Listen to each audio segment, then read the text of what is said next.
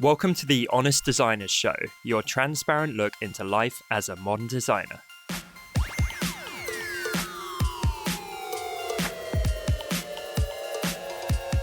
My name's Tom Ross, and I'm the founder at designcuts.com. And this week I'm joined by my fellow Brit and hand lettering expert, Ian Barnard, American retro design expert, Dustin Lee, and the incredibly talented South African illustrator, Lisa Glantz. This week we're joined by our good friend, Diane Gibbs.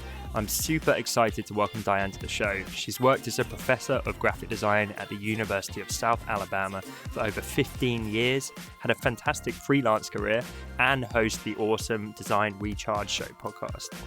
Design has also personally set up myself and my co-hosts with incredible young talents, including Ali Tony, who we previously interviewed on the show and who now works as part of our team at Design Cuts.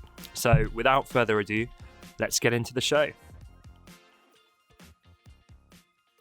Diane, welcome to the show. It's so good to have you on. It's good to be here. Thank you. I feel this is long overdue.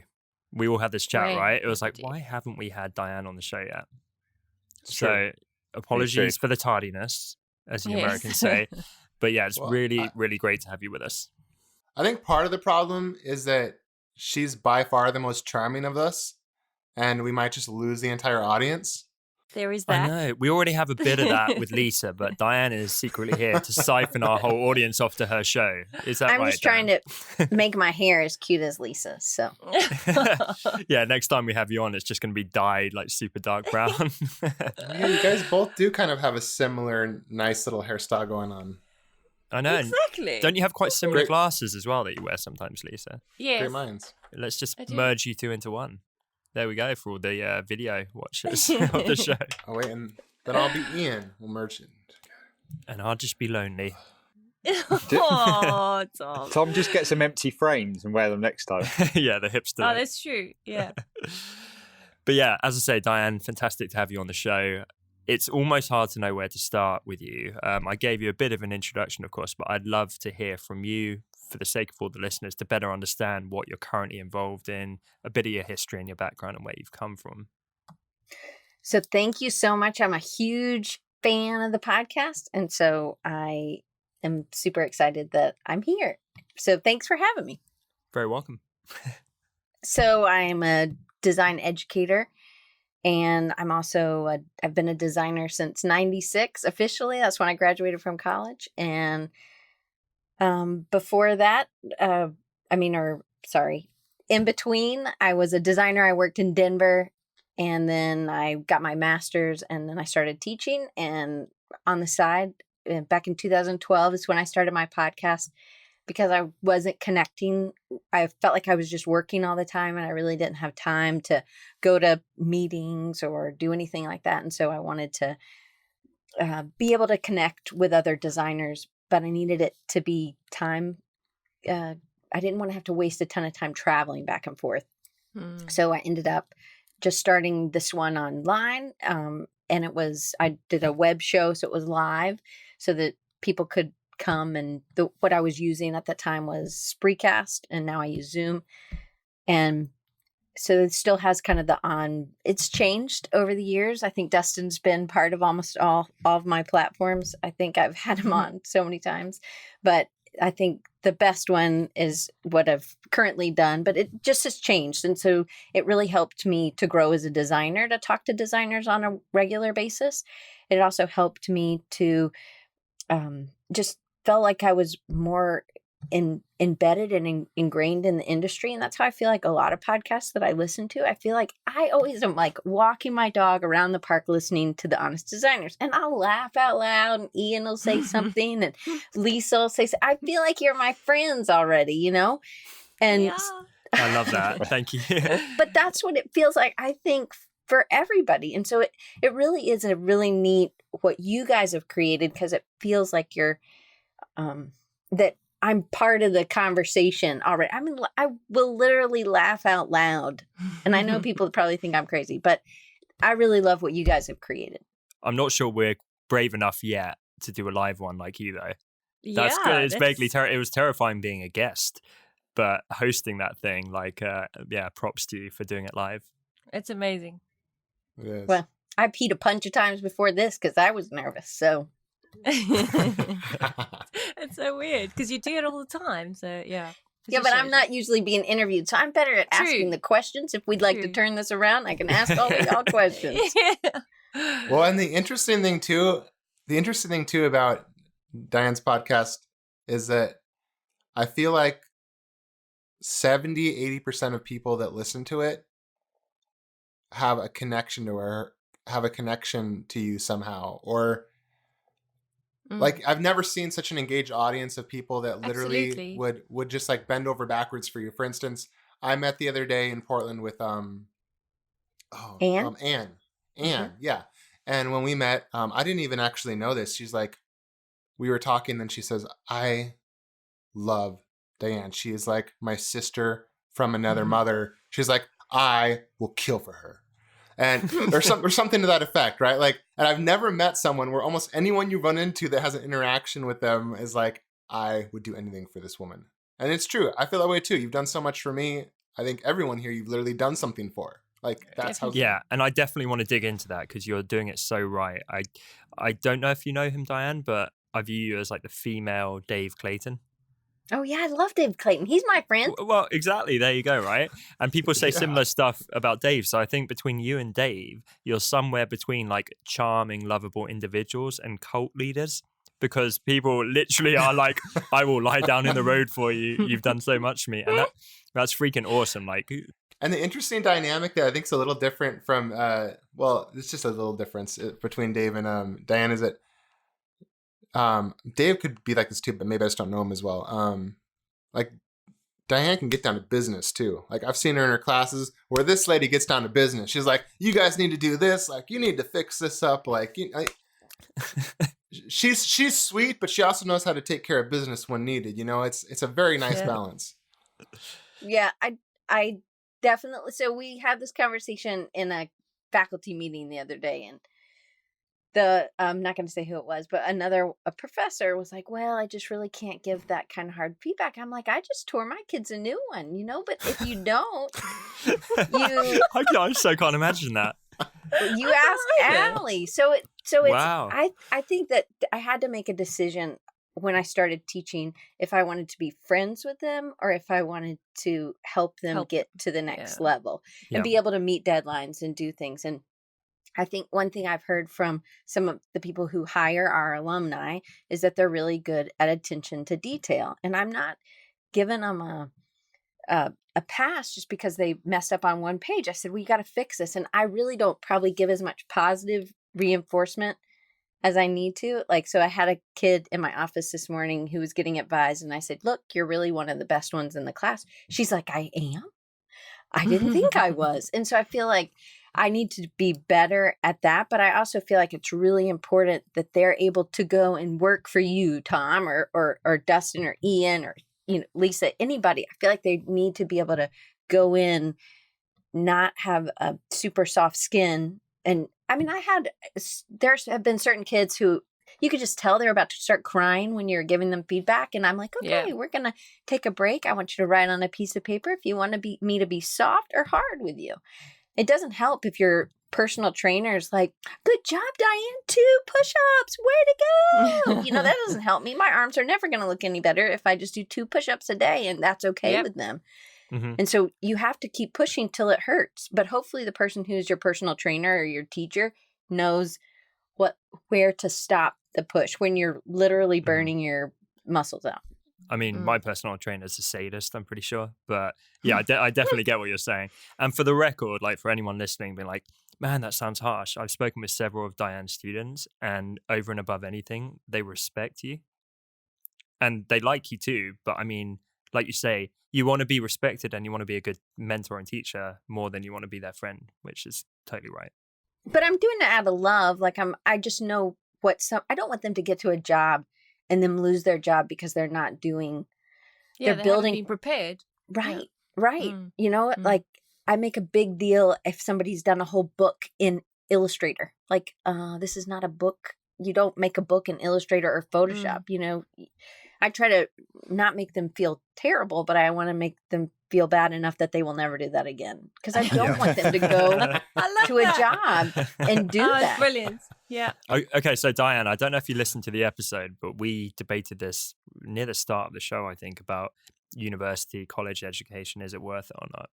And I'd imagine you swing very much towards the yes, it is worth it. Could you elaborate a little bit on why? And I presume it goes beyond just the theory And of that I graphic want a design.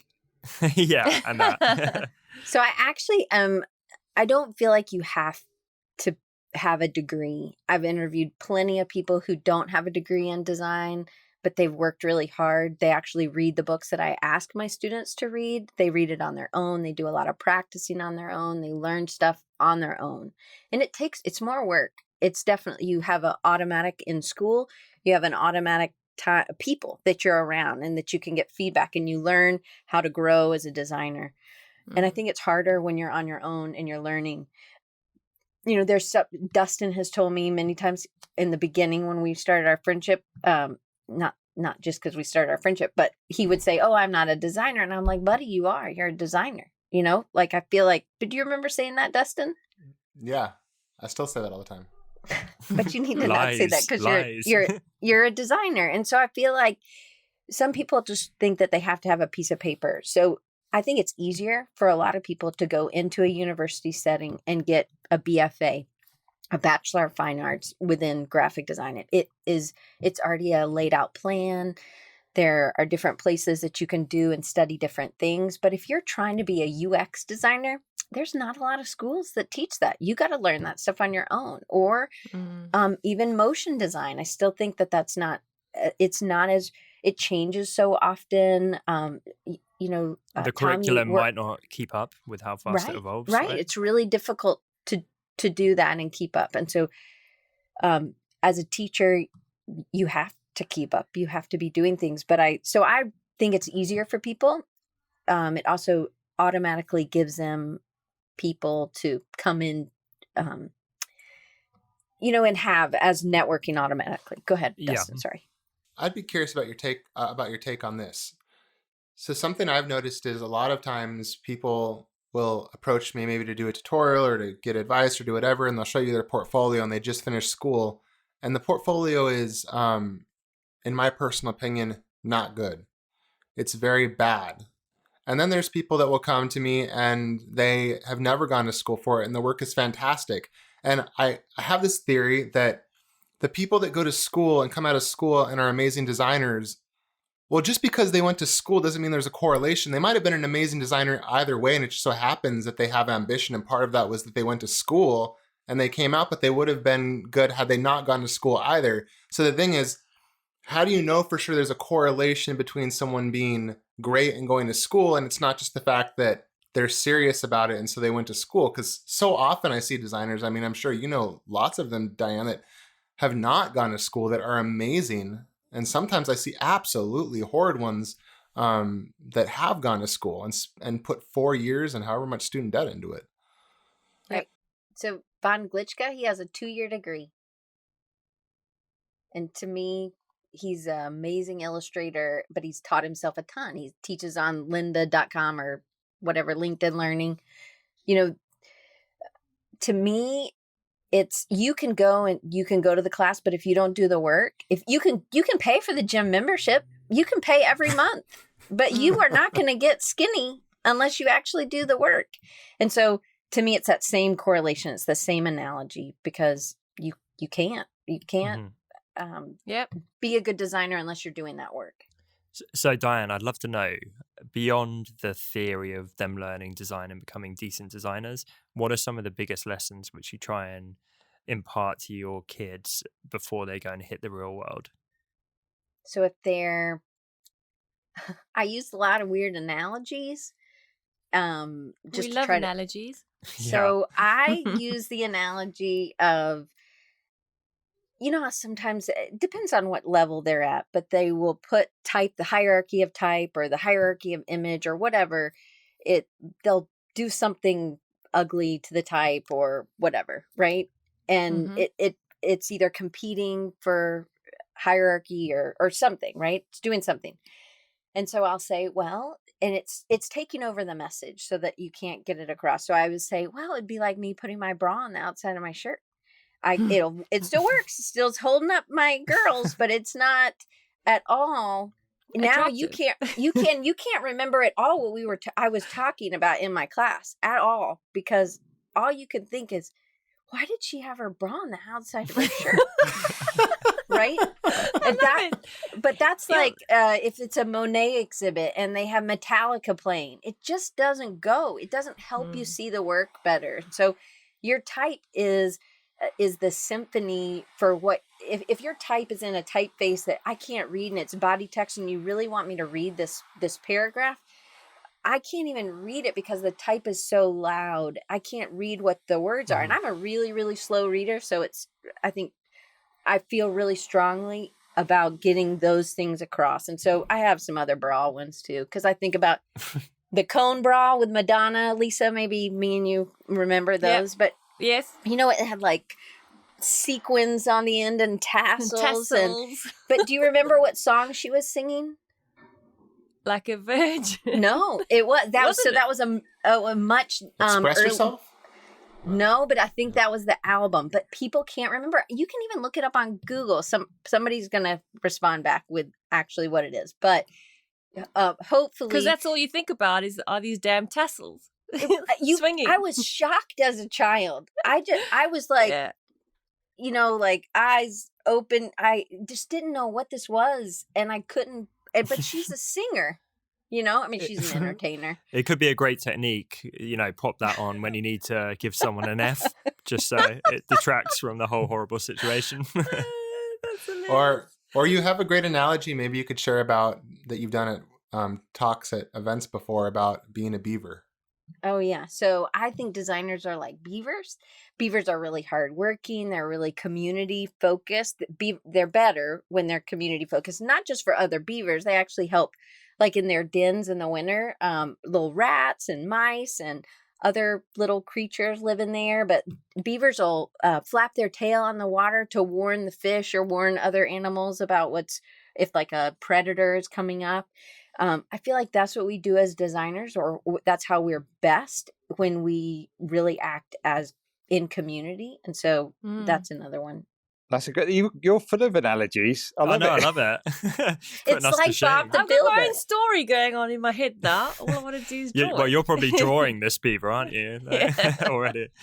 Lisa's going to have a new pack. It's all beavers. Yeah.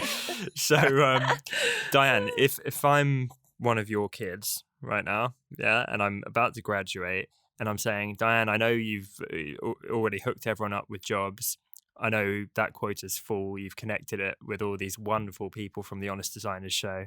Aren't they good looking and magnanimous? But I really want a job, and that avenue's taken. So what's your best tips for me to go and break into the design industry? So I think you start today. Even if you feel like like Dustin said, your portfolio might not be ready, then you need to make connections. I think today is the best day. Start right now. I think maybe LinkedIn is a networking tool that people don't utilize enough. It is a professional network. You can load a good many pieces of portfolio pieces, and people know that it's professional. I know people who have gotten jobs just from really working LinkedIn, and I think that that's one thing. But I think Instagram. Love it. Sorry, super quickly, Diane. Ian, do you want to ask the question you normally ask me when I give a tip like that? Oh, what, like practical advice? Yeah. So how? Because I still don't know how to use LinkedIn. So me neither. Let's go granular for people. Yeah. So how could you give us some sort of really basic, like right back to the basics of how you start? Like maybe you've got a profile on there, but that's all you get is just invitations to connect with people, and you just don't understand. Okay, so invitations to connect. You should definitely connect with as many people as you can. So say yes to connections. And then, so say, Ian, you wanted to try and find some more lettering work, but you wanted to specifically do editorial design. And there's a lot of editorial design that's still lettering, right? Right? So maybe you decide to do smaller publications. You actually could probably do bigger ones, but say you're not Ian Barnard and you don't have all the people that you have. So maybe you want to start with a smaller publication. Maybe you start with a publication that's a local magazine, or do you guys have stuff like in London or like that's just for London? Like Yeah, a magazine? yeah, absolutely. Like Okay. Time Out or something. Yeah, I don't know what it's called. Ours is called Mobile Monthly, right? Or Yeah. Atlanta, 5280 in Denver, something like that. So maybe you go and you look up editorial or art directors and in publication design. You literally type that into LinkedIn, and then it's going to connect you with a lot of people. And then you just start you can't just like connect and then not ever comment or like or anything. If somebody So Kim Pinella, she is a huge fan of Ian's work, and she's reached out to Ian, and Ian actually responds back, right? I mean, she's told me you do. So I'm going to Actually. say, She's like, he actually responds back. no, that's not what I meant. You know what I mean. So I know.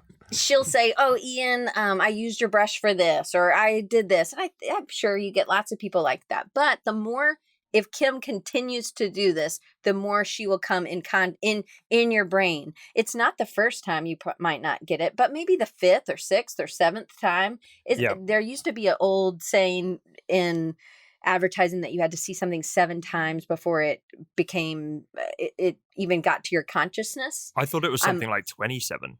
Like I think literally, it now, was really extreme. Now yeah. it's more because we are inputted by There's so much more. Yeah. I do remember that 7 though. I remember that. Mm. Like with like radio ads and stuff. And So Diane, commercials. can you do that on LinkedIn? Because I'm such a LinkedIn noob that I don't know. Do you have to like be friends with them or have a connection with them to comment, or you can, if they're putting out content, you comment on it? Is that what you're saying? So you reach out. So I would do the search, right? Ian's doing editorial art director or an editor of a magazine. You could type any of that in, and then he would try to connect with them. And so he would just make a connection. And sometimes, sometimes they'll plop you back like, "Oh, do you know this person?" But a lot of times that doesn't happen. You're just trying to connect with people who are creative directors or art directors, right? And then after they connect with you, then you start commenting. But you do have to be connected with them to see their feed. I think maybe there's a follow feed, but it's the same principle. It doesn't matter if you're on Instagram or if you're on, I think Instagram's more of where your jam is, right, Ian?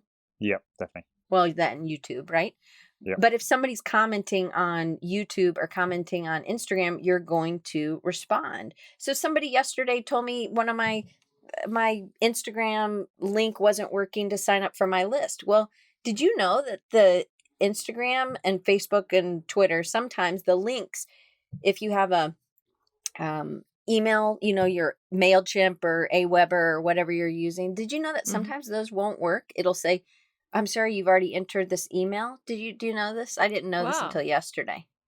So it wasn't working. It physically wasn't working. So I made my URL different because my first thing that pops up is, log into it's just my website, but how the mobile app, the mobile version of my website works is that it pops up with the email, join the family, right? Yeah. And so it wasn't working. It kept, and somebody else had told me that, but then it was the guy who DM'd me on Instagram. And so him and I figured it out. And thankfully for people like that, I was able to fix that part. So I just changed it to be a different URL, a interior link, or you could use a Bitly or a link tree or something like that.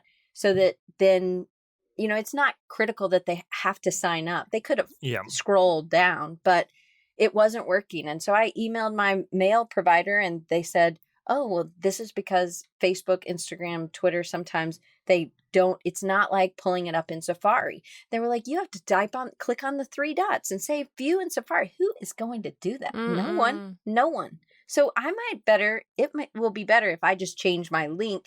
And then if they go down in the page, there's a Bitly that takes them to it, and then it'll work. So I'm in total agreement in terms of reaching out. I think you need those multiple touch points. I think everyone's in such a rush. I always advise people, not even necessarily with design, but with applying for jobs, to go much deeper.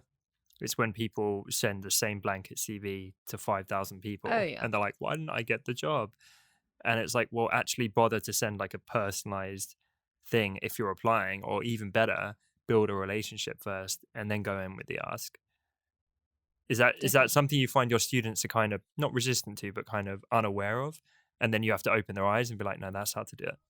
Well, they're worried, they are like, well, it's easier to do this. They would rather have an email than walk up to somebody at a conference. But Ian, you're at somewhere now, right? So it makes you feel so good when somebody walks up to you. And if you found somebody that you were excited to talk to, you would totally want to go up to them and talk to them, right? Yeah, definitely. And I suppose it's, yeah, because I saw a few people I recognised while I was here, and I was just like, I've only ever seen them on YouTube or wherever, Instagram. And so, yeah, it was really good to, and I suppose it's just, I suppose when you want to go up and speak to someone don't fangirl them, just approach them like another human being. I think oh my God, I sleep with a picture of you next to me on my pillow. Something like that, maybe. Right, your pillowcase is their head.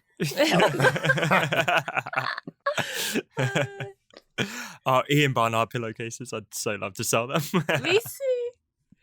It's hilarious. And I suppose it's just, just developing a conversation and not just going up there and going, "Can I have a selfie?" straight away, but just saying, I really appreciate what you do, or be meaning to chat to you about something, or have a reason to speak to them rather than just like, "I love your work," then run off. Well, like Lisa with Julie, she's a fan, right, Lisa? Yeah. And she sent you a great email that was personalized, right? And it was specific. It wasn't just this blanket, "Hey, I'd like to work for you."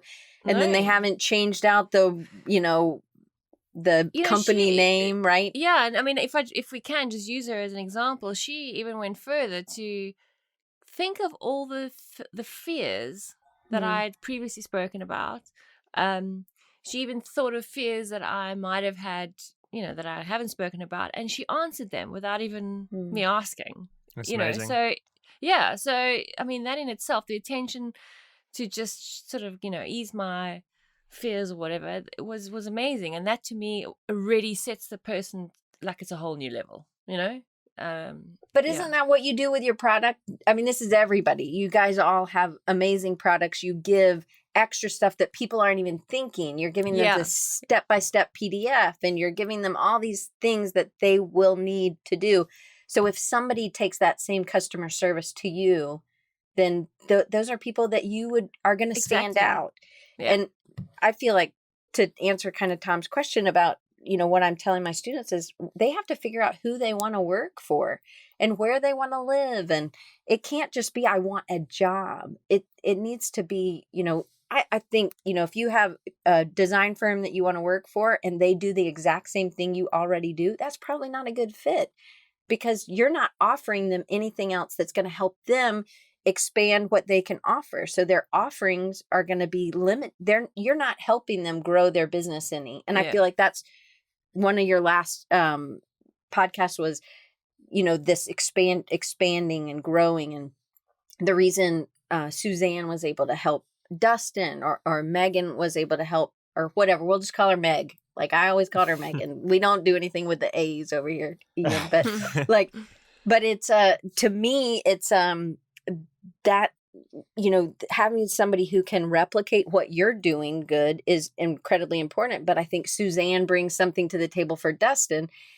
To me, Suzanne was a waitress. She was a really, really good student. She was a good writer, but she was a waitress, and that has to do with customer service. So I don't know if Julie ever did customer service. She has. Yeah. So, but just having that, knowing how you would want to be treated, I think is incredibly important. Yeah. That's Absolutely. awesome. Diane, I definitely want to hear about your freelance career, and I want to stop hogging the mic as well with questions. But I had kind of one final question about your students. I know even with this show, we find a lot of the listeners kind of make the same mistakes or have the same questions, and you see it over and over and over again. Was there anything with your pool of students where it's like the same one or two mistakes that they always make? I'm really curious to quote Dustin what those are. Sure. So a lot of it's typography. So then I get frustrated and I make a video and then I put it on YouTube and I say, have you watched the video about, hanging indents? Or have you watched the, video about straight quotes instead of, typographer's marks? Like it's an inch, right? Could you please use an inch and not a quote? Like those are little bitty things. I go over it. And so whenever I get frustrated on something that I've done, those are things. If I've made a video about it, that's because it's happened so many times. And I think, Love this that. will be helpful, right? I'm making a Yeah. video. They should watch this. It's Absolutely. 5 minutes. You mentioned earlier that you, for those not at college, you recommended some books to look at. Mm. Is one of them typography books, or can you give us a few books that are really good fundamentals to read and learn up on? And I have my bookcase right here, so I'll show you. Everyone How watching on convenient. YouTube, you're about to get an absolute delight for the Treat. eyes. Yeah. So this isn't all of my type books, but I have a whole thing just here for typography. Ooh, Ian and Dustin will probably like. This is a really old book, and I got it at. It's called "Lettering Art in Modern Use" by somebody, Ringholt or Bollinger. Ballinger or whatever. Anyway, but look at the end. I mean, this thing's been taped up, right? But look at some. Just as something to Wow. look Wow. at. Wow. We're looking at kind of super retro typography here. It's really, really cool. And so it's just an old book, right? It sort of smells old a little bit, but it's really a neat book. It has a lot of old sort of packaging, retro. It really does smell a little bit, that's but awesome. I can see Dustin's eyes lighting up. Yeah, he's going to be straight on Amazon after this. so there I went to a school that was really type heavy, where Ann Ford, who was walking around with Dustin recently, and so in that type heavy, these were the people who taught me, and so I have tons of Post-its. This is typographic design, form, and communication. It's much more editions, but it goes through the basics of just typography. And there's, it's old, right? This is what I was taught with, not this edition. Mine was probably the first edition. This is Wiley puts this out. But this was kind of a good basis. This is what we use for our typography course. But there's one by Phil Meggs called Type and Image. And then there's this one by Rob Carter, which these guys were my teachers. So I love Rob's still the only one that's still alive that was writing these books. And then this is the one that he did digital color and type. And so they're doing logos. And sometimes you get stuck and you're like, how can I make more sketches or do something different? And so it's about breaking the rules sometimes. So there's this matrix. And so and I know you guys can't see it because it's really little, but there are all these things this is that right you're. up Ian's alley right here. Pardon? Ian Ian's loves, alley? idea Oh, matrix. sorry. Ian loves So- idea matrices, I feel like. So sometimes if this isn't normally the way you work, doing an idea matrix, so it'll say like typographic factors, and then it says upper, lower, combination. And then it'll say the next one is face. So serif, sans serif, script, eccentric, and then combination. And then size, small, medium, large, combination. Slant, weight, width, and all these things that are going into just that one. And that's just the one little part. I love it. I Start. feel like this is Ian's next product. Just turn Yeah, this into an definitely. interactive digital thing. Yeah, it sounds like a great guy. Get But cracking on this that. one's out of print, but you can get it on Amazon for pretty cheap. So I think it was Very like cool. $9 recently. Oh wow, Oh, wow. It's hardback, too. That's cheap. Yeah, and it is hardback. it's going to be an expensive episode. Yeah. Diane, would you mind sharing a little bit about your freelance career? Because that's probably the aspect of your career that I certainly know the least about compared to your other areas. Mm.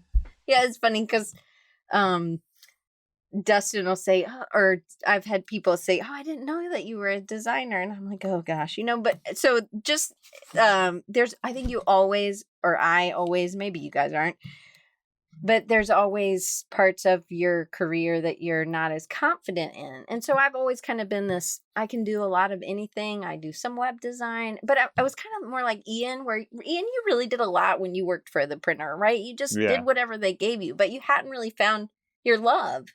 No, Right? it was a general design position. I was an art worker at first as well, so I was like the T-boy of design, just doing the just typesetting. And the thing is, I learnt so much from doing the basic jobs. Even though they were, maybe boring or repetitive. I was going through brand guidelines, seeing, having to follow those, and it was really helpful because it really made me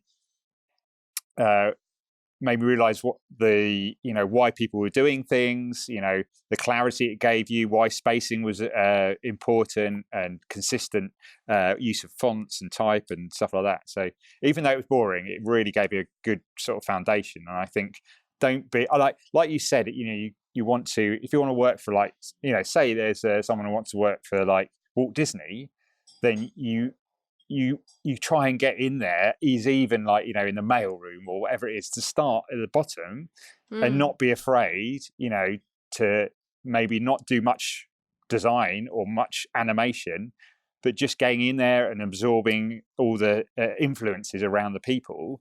I think it's, you have to be really proactive in getting the right job, because people are not just going to come and find you. I think, you have to really, like you're saying about the LinkedIn, you have to be really specific about where you want to go and just make steps to get there, and know that it might take a long time and you'll have to work from the bottom. But can I share a very brief story about Aaron Draplin related to this that it just reminds me of, about being proactive?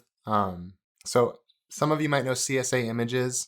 Charles Anderson Images. He does kind of these really great retakes of retro images, and he was doing a talk at Creative South, and he talked about Aaron Draplin. He said Aaron Draplin showed up at my office, I believe in Minneapolis, one day, and was like, I want to work here. And Charles Anderson was like, I don't have a position for you here. We're filled. We have everything we need. And he says, like, a week went by or something like that. And then like I go down to like the copy room, and Aaron Draplin is like photocopying like artwork, like making stuff for them. Like, no one has hired him.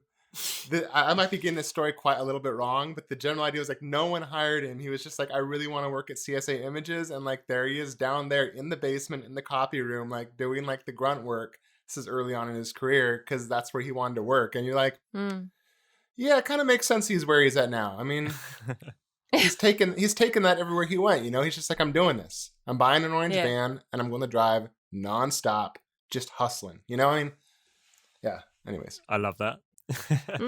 I guess in that vein of being proactive and connecting yourself to as many people as possible, I feel like quite a common objection from our listeners, Diane, is that might not sit that comfortably with them, or they don't know where to start. As we said at the start of the show, you seem like the most connected person, and that has clearly worked wonders for your career. It seems to have, opened so many doors. It's why you're on this podcast even. You just seem to know everyone. Are there tips you feel you can share around that? Is that something you think can be learned, or is it more innately part of your character but not other people's? So I feel like, just like, I don't know why I'm picking on Ian, because I think Ian doesn't talk as much as anybody else, but but like Ian didn't know how to do lettering until his second child, I think, was born, right? Yeah. Downton, or as Dustin says, downtown Abbey, right? Tom just spit his water. Yeah, she's Ian Bernard, not Barnard. That's Barnard, right. Downtown Abbey.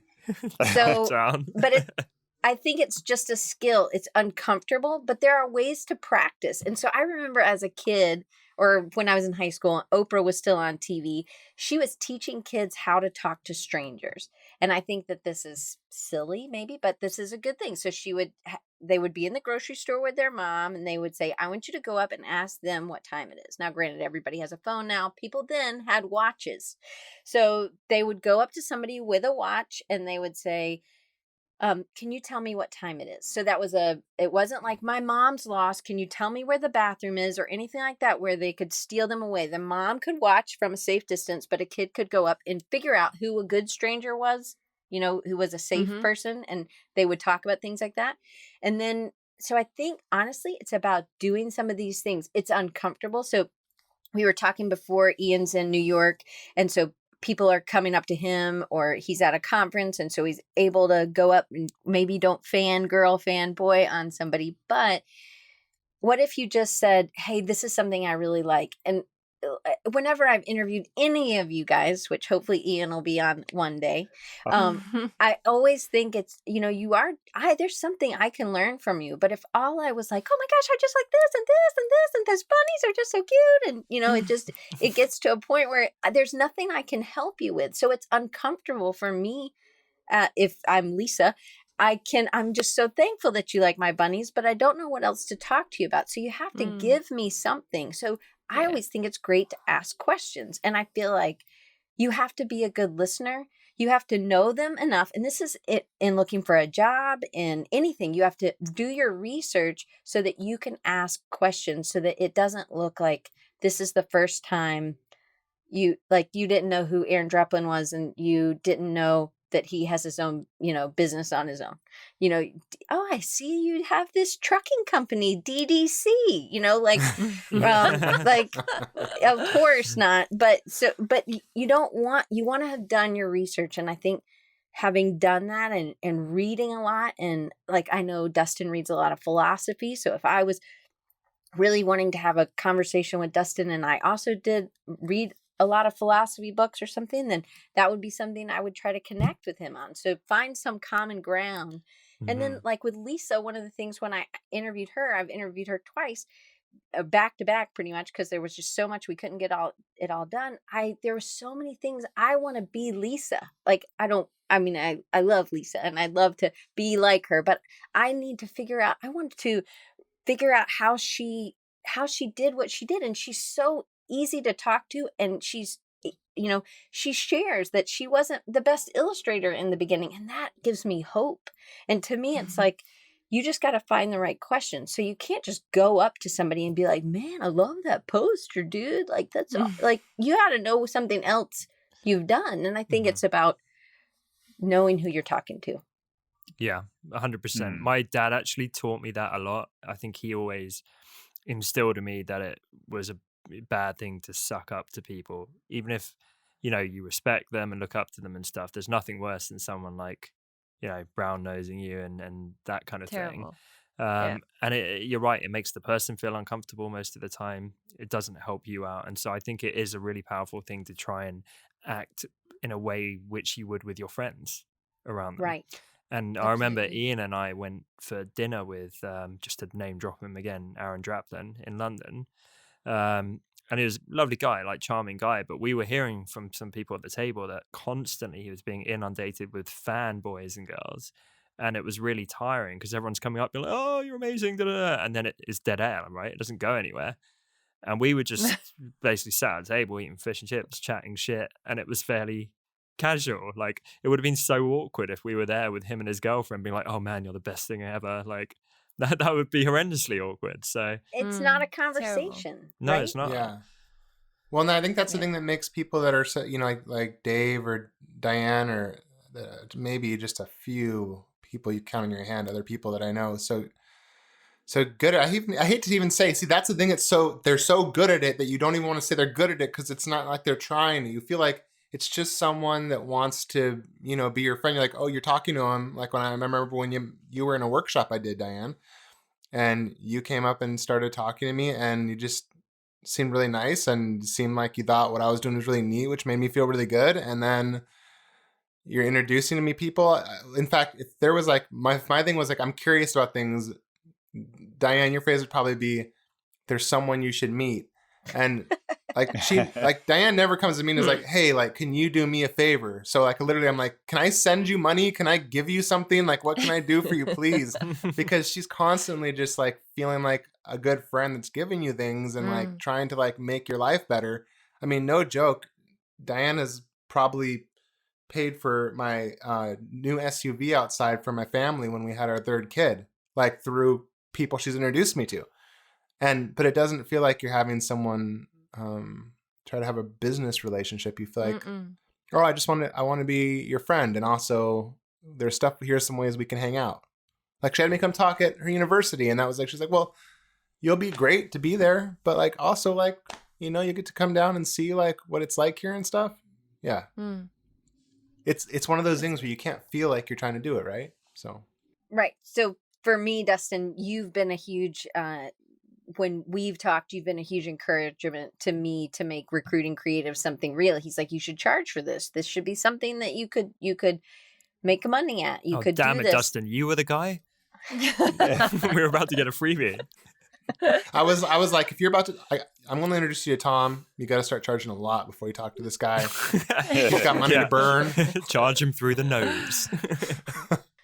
But I think that, so to me, it is more natural because I talk to I talk to people. I really like people, and I just think, oh, these are people I really need. And I think that there's something that you could connect. And so you can make some money. Hopefully both people can make money. And like for the students or the alumni that I've connected, to me, it's really nice because it's a win-win. It's a win for Tom and it's a win for Allie, and so I feel like it's just weird. So to me, Dustin, thank you for encouraging me to always be pushing what I could do with a natural talent. So maybe people need to do that, is think about what they're naturally gifted at. 100%. Diane, I know we have mentioned it a few times on the show with what you do with the recruitment. And we've had a bunch of messages saying, how can I get in on this? Super quickly, because I know you need to go and record your podcast in just a moment. Could you maybe let people know where they could find you, and also in a nutshell what this recruitment thing is? Because I think it would help a ton of people. So many people say, where do I find someone to delegate to and to help with my workload? And you're a great solution for that. Right. And I didn't find Julie. Julie found Lisa all on her own. But it's recruitingcreatives.com, or you can always find it at rechargingyou.com, and it's going to go there's a tab that says recruiting creatives. And so you're either going to be, so I'm not really placing people who are like my age, I'm 45, that are in the middle of their career. More than like, unless they're changing or doing something new, which I have done that. But most of the people I'm connecting, you choose two lists you can get on. One is the recruiting creatives, budding designers. And then there's the entrepreneur. So you are a solo entrepreneur like Dustin was. And then he said, hey, give me somebody. And Suzanne wasn't the first person I gave him. Katie worked for him first. And then she got a job at American Eagle, not like folding clothes or anything, but like actually being a designer there. So she wanted to do that. And then I got him Suzanne, and then I've got him a couple other people since then. But I mean, still Suzanne. Anyway. But so it's really somebody who's budding. So Tom, you were a little bit out of the ordinary because everybody else was kind of a solo entrepreneur, but you had already reached out, but you needed something else. So Allie was a good fit because I knew she would do good. She's a good writer. She's kind of an all around good Allie's designer. Awesome. And she's like the nicest person in the world. She is, and she's just easy to work with. That's also something that's, if you have a really big ego, I probably am not going to be able to find you work. You have to be somebody that's teachable, that's easy to get along with.